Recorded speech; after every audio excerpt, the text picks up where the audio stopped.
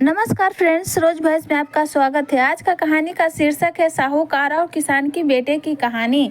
मदन सिंह किसान अपने माथे पर हाथ रखे दरवाजे की चौखट के सहारे बैठा बिलक बिलक कर रोए जा रहा था और अपने भाग्य तथा अपनी संतान के कुकर्म को कोस रहा था। मदन सिंह के हालत किसी से छुपी हुई नहीं थी। गांव में सूखा पड़ने के कारण उसे खेती में काफ़ी नुकसान झेलना पड़ा था। घर में खाने के लाले पड़ गए थे। इधर उधर छोटा मोटा काम करके अपना तथा बीवी बच्चों का पेट पाल रहा था।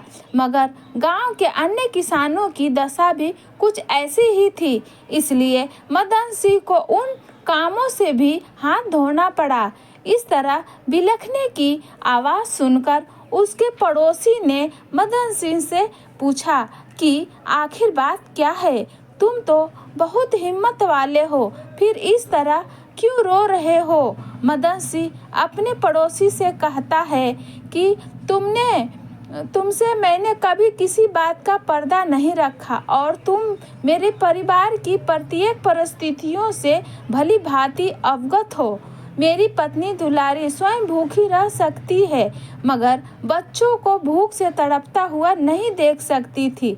इसलिए उसने मुझसे आग्रह किया, कृपया आप किसी से थोड़ा सा पैसा उधार ले लो। जब पैसे आएंगे तब हम उन्हें लौटा देंगे। मैं अपने बच्चों को इस दशा में नहीं देख सकती हूँ।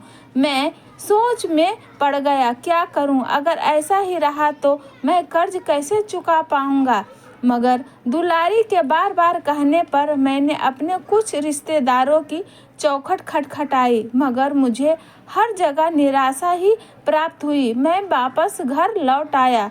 दुलारी बच्चों की चिंता के कारण बहुत उदास हो गई थी। घर में उस दिन अन्न का एक दाना तक नहीं था, इसलिए सबको रात भूखे पेट ही गुजारने पड़ी। अगली सुबह उठने पर दुलारी ने मुझसे कहा, यदि तुम साहूकार से मदद मांगो तो हो सकता है वह हमारी कुछ मदद कर दे। मैंने दुलारी से कहा, नहीं नहीं, वह हमारी मदद नहीं करेंगे। उसने फिर आग्रह किया, तुम एक बार जाओ तो सही। मैं सुबह सुबह साहूकार की हवेली में पहुंच गया तो देखा कि हवेली में कई नौकर नौकरानियां काम कर रहे हैं, मगर साहूकार कहीं नजर नहीं आ रहे हैं। मैंने हिम्मत करके एक नौकर से पूछा, आप बता सकते हैं कि साहूकार कहाँ है? नौकर कहता है, हाँ हाँ, क्यों नहीं, साहूकार तो छत पर हैं। क्या मैं साहूकार से मिल सकता हूँ? मैंने कहा, हाँ, तुम ऊपर चले जाओ। नौकर ने कहा। मैं ऊपर छत पर पहुंचा और दोनों हाथ जोड़कर फर्श पर वहीं एक किनारे बैठ गया। साहूकार अपने हिसाब किताब में व्यस्त थे, इसलिए मैं चुपचाप वहीं बैठा रहा। काफ़ी देर बाद साहूकार ने मेरी ओर देखा और कहा, बोलो, कैसे आना हुआ? मैंने अपना सारा दुखड़ा सुना डाला और मदद के लिए आग्रह किया। साहूकार ने कहा, मैं तुम्हारी मदद तो करूँगा, परंतु तुम 12 बजे के बाद आना। मैंने साहूकार का धन्यवाद किया और घर वापस आ गए। मुझे 12 बजने का इंतज़ार था कि कब 12 बजे और कब मैं साहूकार के घर जाऊं। दिन पहाड़ सा लग रहा था और समय काटने से भी नहीं कट रहा था। अचानक मेरे मन में शंका उत्पन्न हो गई और मैं सोचने लगा कि साहूकार कहीं मेरे साथ मजाक तो नहीं कर रहा था। अगर उसे मदद करनी होती तो वह उसी समय उधारी पर रकम दे देता। यही सोचकर मैंने 12 बजने पर साहूकार के घर अपने सबसे छोटे बेटे को भेजा और बेटे से कहा कि तुम साहूकार से कहना मुझे मेरे बाबा ने भेजा है, आपने उन्हें पैसे की मदद के लिए कहा था। छोटा बेटा हवेली देखकर चकित रह गया और नौकर से साहूकार के बारे में पूछा। साहूकार कहा है? नौकर ने छत की ओर इशारा करते हुए कहा, ऊपर है। जैसे ही उसने साहूकार को देखा तो उसने जोर जोर से हंसना शुरू कर दिया। इसकी बचकानी हंसी को देखा और साहूकार ने उसे बच्चा समझकर माफ़ कर दिया। मगर जब उसने साहूकार से कहा कि एक तो तुम्हारा पेट इतना मोटा है और तुमने सीढ़ियों भी इतनी सकरी बनाई है कि तुम न तो ऊपर चढ़ सकते हो न ही नीचे उतर सकते हो। अगर तुम मर गए तो तुम्हें नीचे कैसे ले जाएंगे? तुम्हारा अंतिम संस्कार यही छत पर करना पड़ेगा। यह सुनकर साहूकार को गुस्सा आया। उसने पहले तो लड़के को मारा और फिर छत पर बनी एक कोठरी में बंद कर दिया। मैं अपने बेटे के लौटने का इंतज़ार कर रहा था कि वह अभी तक आया क्यों नहीं। मैंने अपने मंझले बेटे से बोला कि तुम वहां जाओ और देखकर आओ कि वह कहाँ रह गया तथा अब तक लौटा क्यों नहीं। मंझला बेटा साहूकार के पास पहुंचा और अपने छोटे भाई के बारे में पूछता है। साहूकार ने उसकी हरकतों के बारे में बताया। यह सुनकर मेरा बेटा साहूकार से कहता है कि मेरा भाई नासमझ है, उसे कुछ मालूम नहीं है। यह सुनकर साहूकार खुश हो गया, सोचने लगा कि यह समझदार है। बस इतने में वह बोला कि आपके शरीर के अनुसार इस घर की सीढ़ियाँ थोड़ी कम चौड़ी है। अगर कल को आपका स्वर्गवास हो गया तो आपको नीचे ले जाने के लिए आपके शरीर के अलग अलग टुकड़े करके ले जाना पड़ेगा, तब कहीं जाकर आपका दाह संस्कार किया जाएगा। यह सुनकर साहूकार आग बबूला हो उठा।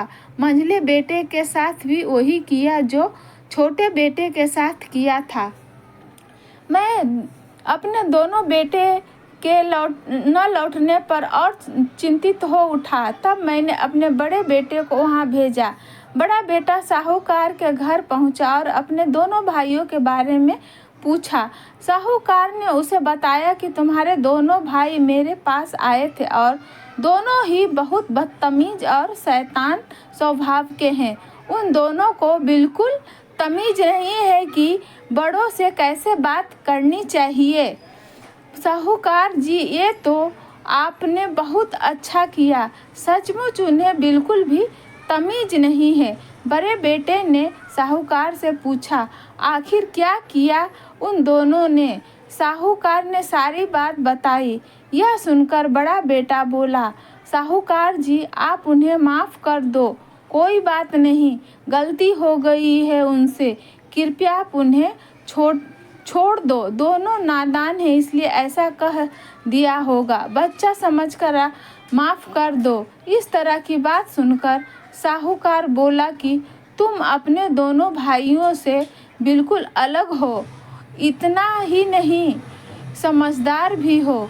साहूकार फिर से खुश हो गया। साहूकार ने इतना कहा ही था कि इतने में मेरा बड़ा बेटा बोल उठा, हाँ, यह बात तो 16 आने सच है कि अपने दोनों भाइयों से ज़्यादा समझदार हूँ, क्योंकि मैं आपको नीचे ले जाने के लिए ऐसी सलाह नहीं देता, बल्कि आपके मरने पर आपको छत से सीधे नीचे फेंक देता और न तो आपको काटना भी नहीं पड़ेगा और न ही छत पर भी अंतिम संस्कार करना पड़ेगा। इस बात को सुनकर साहूकार और भी क्रोधित हो गया। उसने मेरे बड़े बेटे को भी कोठरी में बंद कर दिया।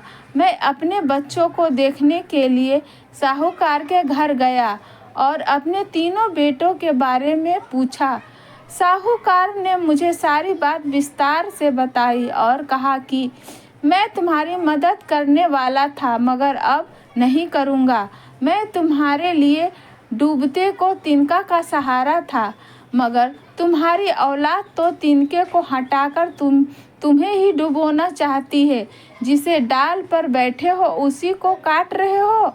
तुम ऐसी औलाद के भरण पोषण के लिए कर्जा मांग रहे हो। ऐसी औलाद से तो बे औलाद होना ज़्यादा अच्छा है। मदन सिंह, तुम्हारी औलाद तुम्हें कोई सुख नहीं देगी। यह सदैव तुम पर बोझ बने रहेगी।